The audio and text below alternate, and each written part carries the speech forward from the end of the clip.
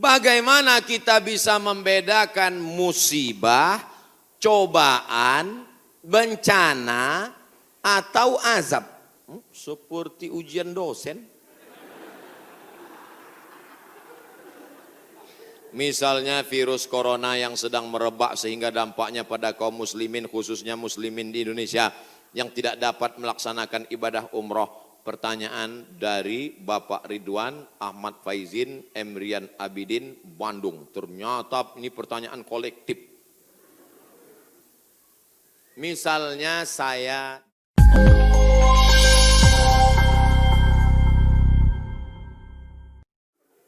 Ustadz Somad mau nanya nih, bahwasanya datang musibah dikarenakan adanya maksiat.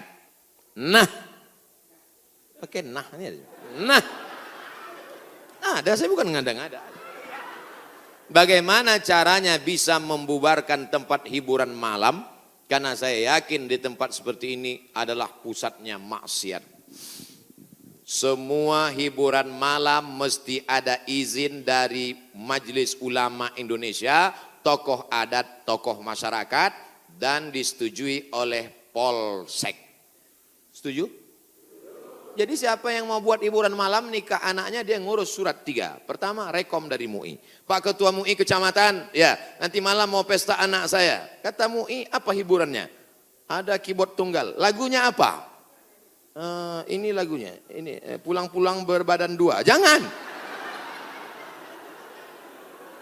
Berubah sama selawat. Setelah MUI setuju, datang ke tokoh adat Sunda. Ini Pak tokoh adat. Apa lagunya? Ini lagu. Buat satu lagu adat. Lagu adat yang mengingatkan supaya kita tetap menjaga adat sopan santun. Oke, tambah lagu religi satu, lagu adat. Datang ke Polsek. Pak Polsek, oke, setuju. Jam 10 tutup. Bisa apa nggak bisa? Bisa. Jangan suruh saya datang ceramah ke situ. Nanti mereka sudah mabuk. Baru datang saya. Assalamualaikum. Nggak bisa. Ini amar ma'ruf nahi mungkar ini bukan cuma tugas ustadz, tapi tugas kita bersama. Di masjid ustadz menyampaikan ceramah, bapak ibu memfasilitasi, anaknya nikah, perbuatannya baik, sakral, menghalalkan yang haram. Tapi dalam itu dia sudah melakukan perbuatan haram, menyediakan narkoba, menyediakan pesta sampai malam. Insya Allah kalau sepakat yang 3, polisi, tokoh agama, tokoh adat, DPR tingkat kabupaten provinsi, peraturan daerah, pesta keramaian hanya boleh sampai jam 9 malam. Lewat dari itu pengawasan polisi boleh menangkap. Bisa atau tidak bisa? Bisa. Makanya kita harus berjamaah menangkal ini semua. Insya Allah kalau sudah orang-orang masjid duduk memilih wakil-wakil rakyat yang juga peduli, maka akan terwujud negeri kita tetap menjadi baldatun thayyibatun wa rabbun ghafur. Makanya sebarkan pengajian. Siapapun ustadz yang datang ngaji, Ustadz Jujun Junaidi ngaji, Ustadz Abdul Somad ngaji, Ustadz ngaji. Datang, duduk, diam, dengar. Ada snack, makan. Enggak ada, istighfar.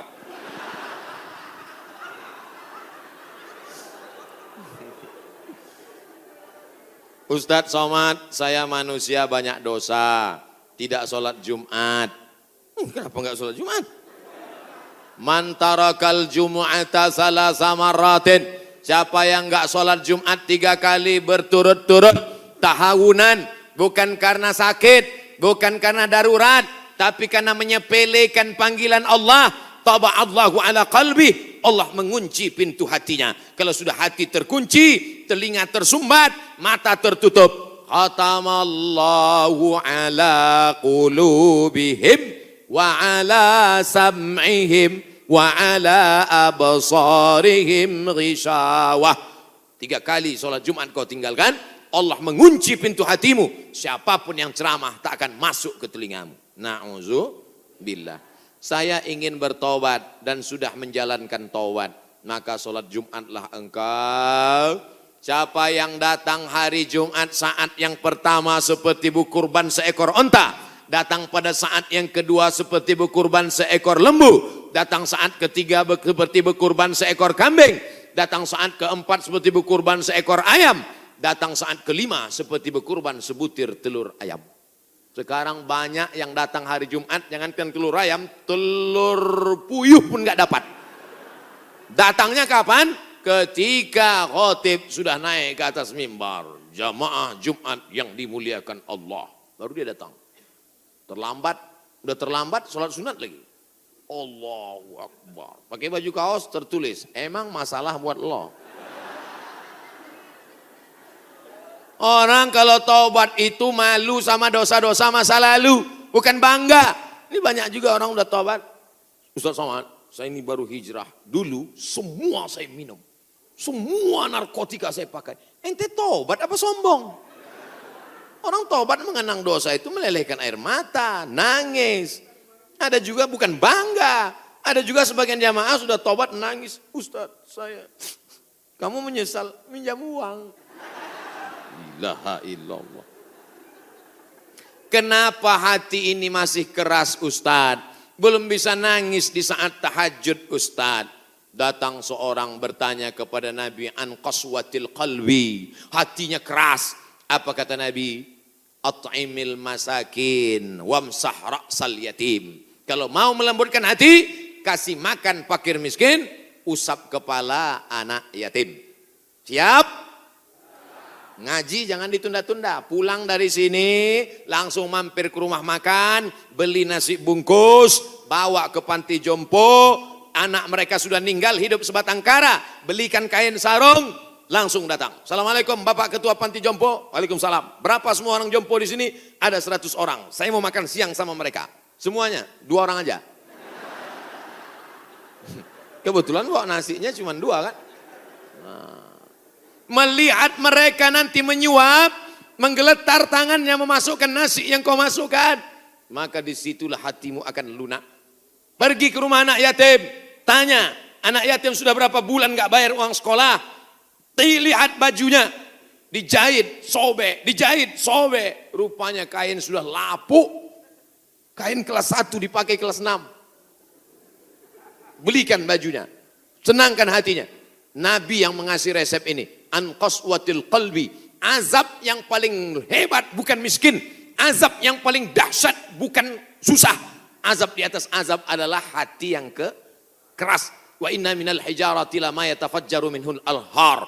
Ada batu keras tapi masih bisa mengalirkan air. Wa inna minha lama yahbitu min khasyatillah. Ada batu yang keras tapi hancur berkeping ketika takut kepada Allah. Di atas bukit Tursina. Saya ketika naik ke atas bukit Tursina di Mesir, tempat Nabi Musa menerima wahyu, itu nampak batu-batu hancur. Kata imam masjid yang ada di atas, inilah batu yang hancur saat takut kepada Allah SWT. Tapi kalau sudah hati menjadi keras, maka tak akan meleleh apa-apa.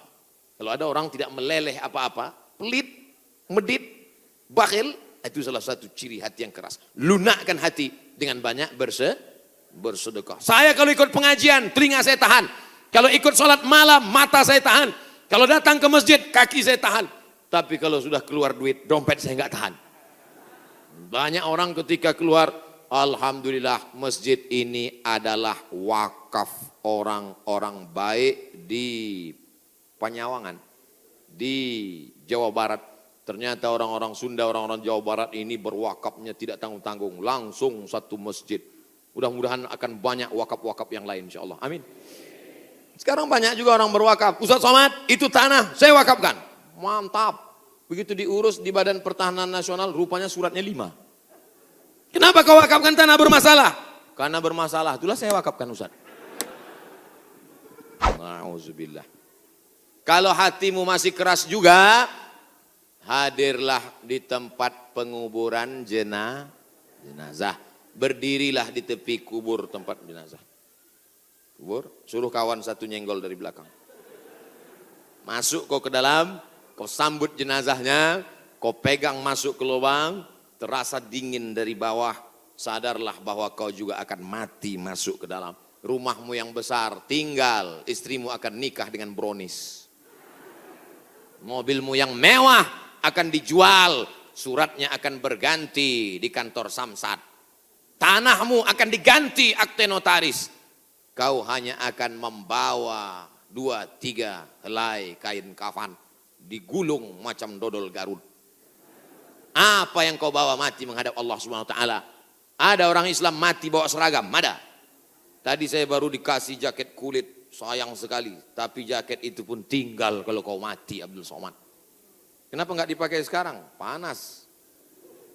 Apa yang kau bawa mati? Kalau pernah kau usap kepala anak yatim, kalau pernah kau infak sedekah untuk masjid, itulah yang akan kekal abadi. Yang mewakafkan tanah ini sudah meninggal, tapi terang kuburnya, lapang makamnya insya Allah. Amin. Pikirkan, orang yang cerdas bukan yang IP-nya 4. Orang yang cerdas bukan otaknya hebat. Al-Kayyis orang yang cerdas. Mandana nafsahu, mampu menekan hawa nafsunya. Wa amila lima ba'dal maut. Dia beramal, berpikir setelah mati. Ini banyak orang mikirnya setelah pensiun. Saya alhamdulillah Pak Ustaz udah siap nih setelah pensiun nanti. Memangnya yakin malaikat maut datang setelah pensiun? Banyak malaikat maut datang sebelum pensiun. Pikir baik-baik. Pikir itu pelita hati. Lama berpikir sakit hati.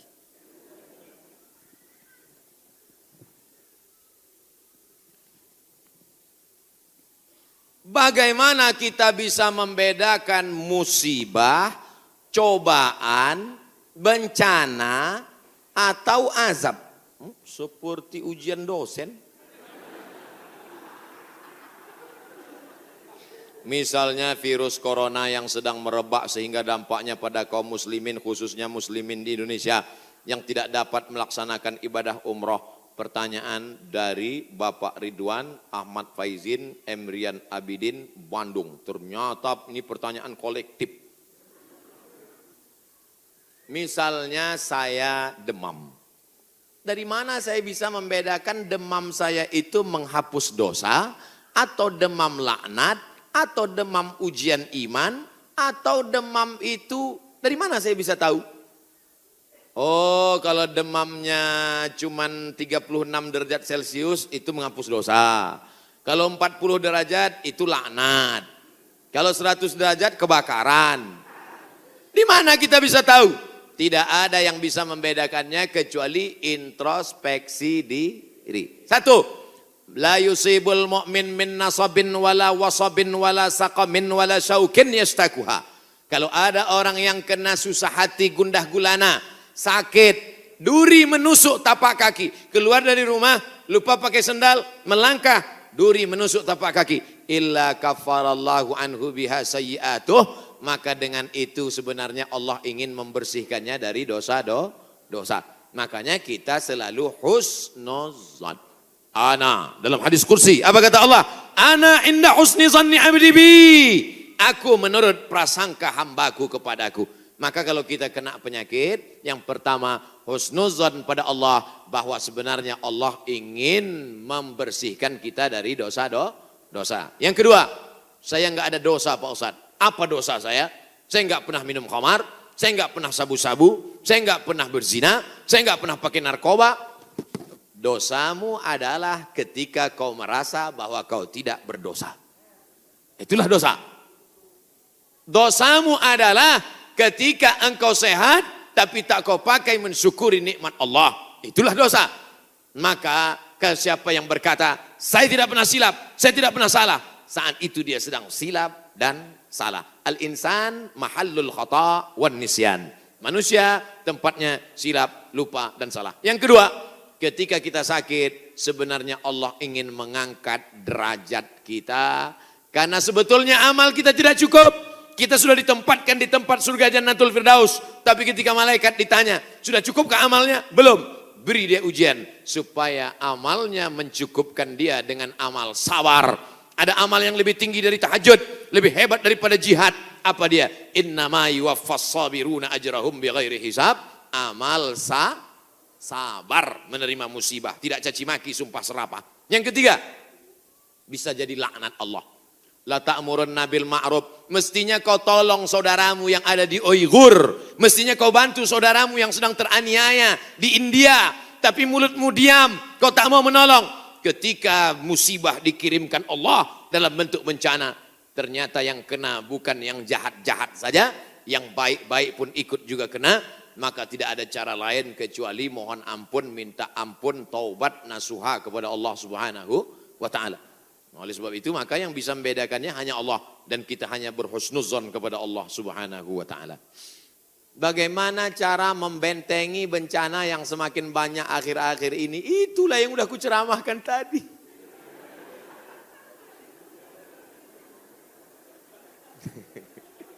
Itulah yang udah kita bicarakan selama 1 jam 15 menit tadi, brother. Tadi saya yakin ini pertanyaannya dibuat sebelum ceramah. Apabila kita sudah baca amalan-amalan penangkal musibah, tapi musibah masih saja terus datang, bagaimana sikap kita sebagai muslim? Man lam yardha bi qada'i, siapa yang tidak ridha menerima takdirku, walam yasbir bi balai, siapa yang tidak sabar menerima ujianku, falyatlub rabban siwaya, carilah Tuhan selain aku. Ada Tuhan selain Allah? La ilaha illallah. Maka kita tidak ada cara lain kecuali ridha, ikhlas, terima ketetapan Allah. Makanya ketika bangun pagi apa doanya? Raditu billahi rabba, aku ridha menerima Allah sebagai Rabb. Apapun yang kau beri aku terima ya Allah. Wabil islami dina, aku ridha Islam sebagai agamaku.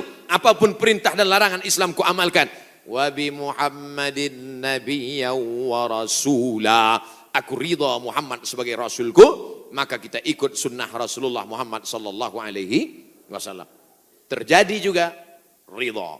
Tapi kalau terjadi karena kurang usaha, hukum sebab akibat. Sudah disimpan uang di dalam dompet, dompetnya dikunci, dompetnya dalam laci, lacinya dikunci, lacinya dalam lemari, lemarinya dikunci, lemarinya dalam kamar, kamarnya dikunci, kamarnya dalam rumah, rumahnya dikunci, rumahnya dalam komplek, kompleknya dikunci. Hilang juga.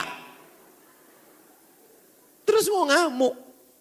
Tidak ada cara lain kecuali ridha kepada Allah. Tapi kalau punya sepeda motor, enggak dikunci, malah berhenti, mesinnya hidup, kuncinya diletakkan, terus sibuk beli ngobrol, beli kangkung 2 ikat, ngobrolnya 2 jam, ketika dilihat hilang. Terus ketika hilang suaminya nanya, mana motor kita? Ridho mas. Itu bukan ridho, goblok. Mohon maaf, saya keceplosan. Oleh sebab itu maka tetap ada Ahlus Sunnah wal Jamaah mengajarkan kita ada namanya al-kasbu wal ikhtiar. Bahasa kitanya namanya usaha. Kalau pemerintah menyuruh pakai masker, usaha. Jangan tidak ikut. Suruh cuci tangan sering. Sebetulnya kita nggak perlu belajar masalah cuci tangan. Ada nggak ada virus kita tetap cuci tangan. Betul? Subuh cuci tangan, zuhur cuci tangan, asar cuci tangan, maghrib cuci tangan, isya cuci tangan, tahajud cuci tangan, witir cuci tangan, duha cuci tangan. Orang Islam paling sering cuci tangan. Makanya saya heran kalau sampai anak-anak kita diajarkan, mama, siapkan gayung sama sabun. Untuk apa nak? Hari cuci tangan internasional. Loh, kita nggak perlu diajari cuci tangan. Nanti takutnya 20 tahun akan datang, ada lagi namanya Hari Cebok Nasional. Dari 14 abad yang lalu kita sudah bersih, betul? Tidak akan ada bakteri bersarang di ujung-ujung jari kita karena kita paling sering cuci tangan. Tidak akan ada bakteri yang bersarang di ujung kuku kita karena kita paling potong kuku hari Jumat. Kalau seminggu tak akan mungkin kukunya panjang. Makanya Nabi berkata, azfaraka, kukumu kenapa panjang? Inna syaitana yaqudu ma tala minha, setan duduk di kuku yang panjang. Makanya pertama yang dijaga dalam Islam adalah kebersihan. Kuman datang, binatang dipotong. Setelah dipotong darahnya keluar, karena ternyata bakteri ada di dalam darah. Setelah darahnya keluar, dipotong-potong, dicuci sampai 4 kali. Ibu, saya tidak punya saudara perempuan, waktu masih kecil di rumah, bantu ibu di rumah, saya disuruh cuci. Selamat, cuci daging, saya cuci. Kalau ayam 2 kali, kalau kambing 4 kali. Kenapa gitu mak? Ayam kakinya 2, kambing kakinya 4. Saya nggak tahu anak kecil. Sekarang saya baru tahu. Ternyata ayam dagingnya putih, darahnya nggak banyak. 2 kali sudah bersih. Tapi kambing sekali masih merah, 2 kali masih merah, 3 kali agak pucat, 4 kali bersih.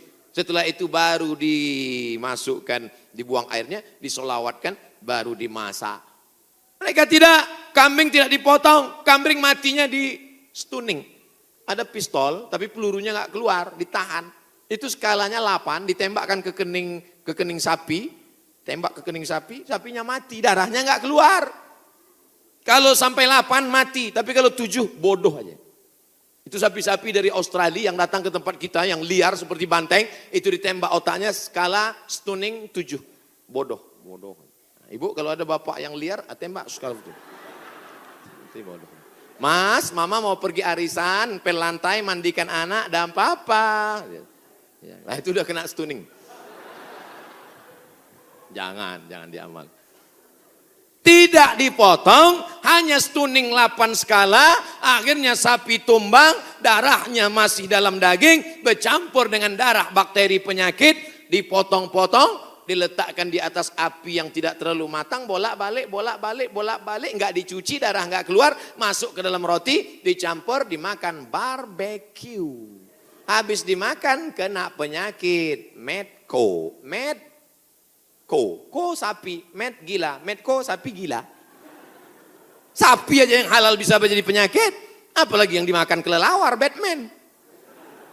Maka kita disuruh kulu, makanlah. Tapi yang dimakan itu apa? Min thayyibat.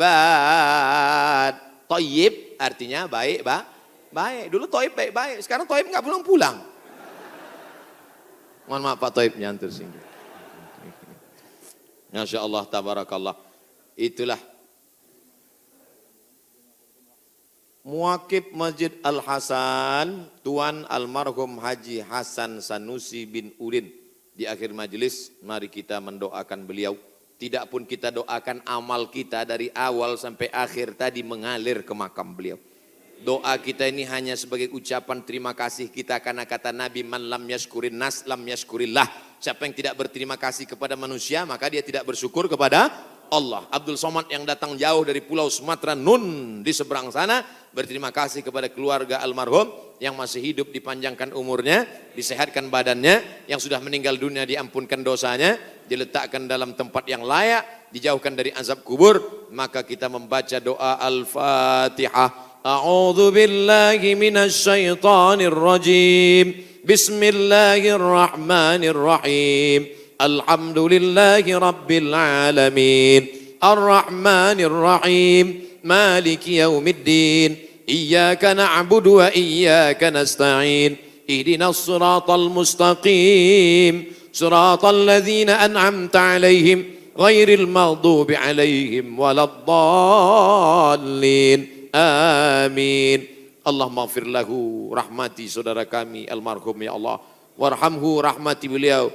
Wa'afihi, berikan beliau kebaikan. Wa'fu anhu, maafkan segala silap salahnya. Waj'alil jannata mathwahu, jadikan surga sebagai tempat tinggalnya. Allahumma ja'al qabrahu raudhatan min riyadil jinan. Jadikan kuburnya salah satu dari taman-taman surgamu ya Allah.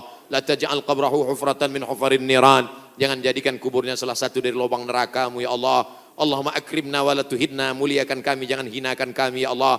Allahumma dafa'ana al-ghala wal waba wal fahsya wal riba wal zina wal munkar. Selamatkan negara kami, Negara Kesatuan Republik Indonesia dari malapetaka, bencana, musibah, wabah, penyakit, zina, narkoba, perbuatan keji dan munkar.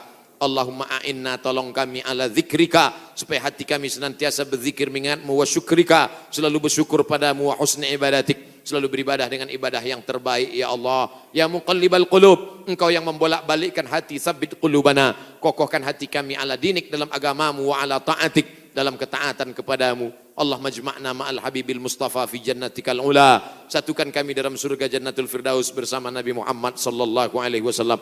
Allah maj'alna minal mutahabbina bijalalik, jadikan kami orang-orang yang berkasih sayang karena engkau. Azillana tahta zilli arsyika, pada saat kami bangkit di padang mahsyar tak ada tempat bernaung, berikan kami naungan singgasana arasmu ya Allah.